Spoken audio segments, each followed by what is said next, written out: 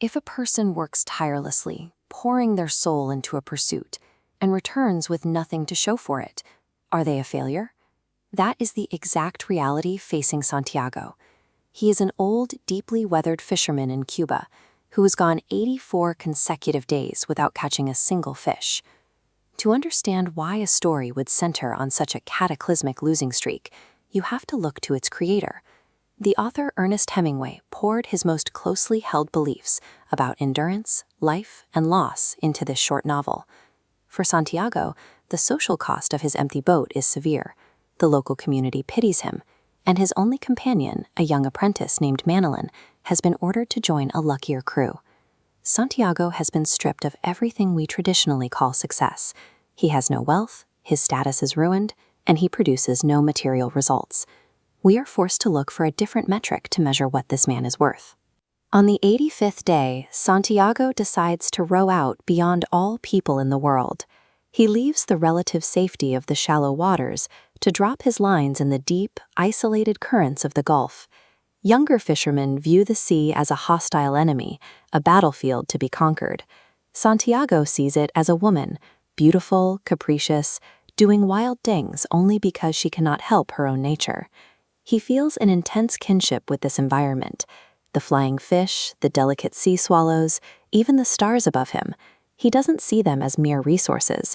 He refers to them out loud as his brothers.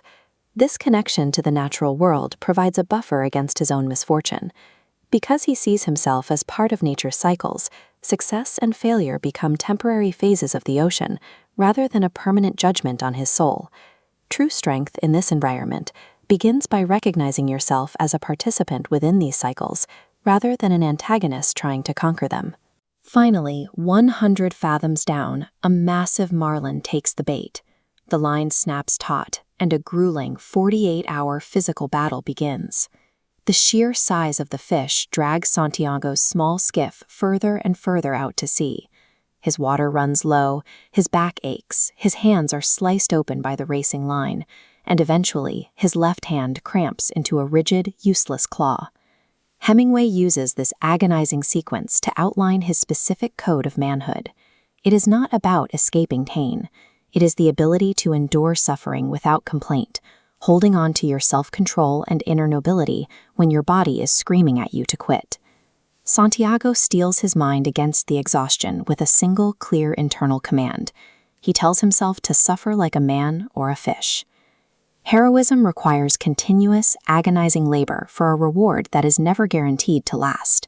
The victory is in the enduring itself.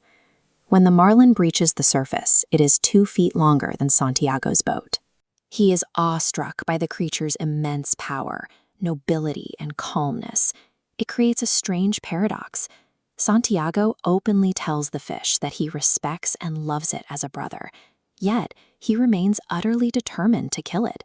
He has to prove to the marlin and to himself what a man can endure. After days of exhaustion, the end game arrives. As the marlin circles close to the skiff, Santiago drives his harpoon deep into its chest, killing the giant and lashing its massive body to the side of the boat. But the blood pooling in the azure water sends out a signal. Within an hour, a mako shark arrives, then a pack of shovel-nosed sharks. Santiago fights back with a desperate fury. He uses his harpoon until he loses it. He lashes a knife to an oar and stabs until the blade snaps. He beats them with a wooden club in the pitch dark, but the pack is relentless, tearing away chunks of flesh until the fish is entirely consumed. Every ounce of material reward Santiago suffered for is erased by the chaos of the ocean. External victories are intensely fragile, ripped away by forces entirely outside of our control. Santiago sails quietly back into the harbor in the dead of night. He brings back nothing but the head, the tail, and an 18-foot skeleton strapped to his skiff. He is entirely depleted. Unstepping the heavy mast, he hoists it onto his shoulders. He has to stop and sit 5 times, carrying the heavy wood up the road to his shack like a cross, before collapsing face first onto his bed. Yet the next morning reveals the truth of his journey.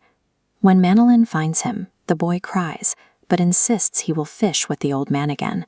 And Santiago, despite losing everything, sleeps peacefully.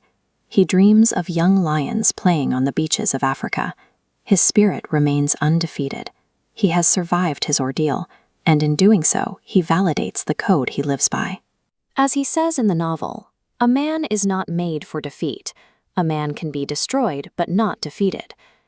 We will all eventually face sharks in our own lives, relentless, chaotic forces that threaten to strip away our hardest-won achievements. But true heroism isn't measured by the trophies we manage to drag back to shore. It is defined by the dignity, the grace, and the absolute resilience we maintain when facing our most crushing losses.